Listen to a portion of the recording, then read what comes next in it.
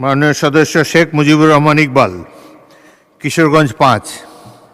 তিনি ৬৮ বিধিতে একটি নোটিশ দিয়েছেন।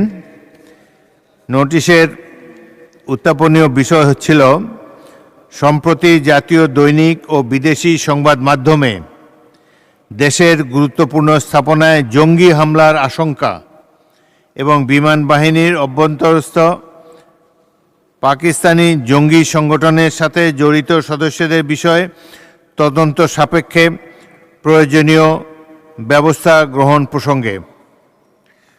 মাননীয় সদস্য, আপনার যেই নোটিশের বিষয়টি অত্যন্ত গুরুত্বপূর্ণ। পত্রপত্রিকাও প্রকাশিত হয়েছে, জঙ্গি হামলার সম্ভাবনার কথা, আশঙ্কার কথা ব্যক্ত করা হয়েছে। আমি এই ব্যাপারে গতকাল মাননীয় স্বরাষ্ট্রমন্ত্রী বক্তব্য দিয়েছিলেন মাদক এবং অন্যান্য বিষয়ে।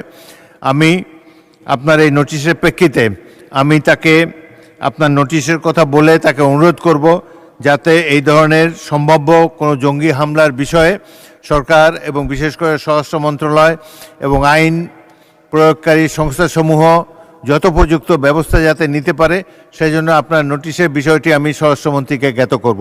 ধন্যবাদ।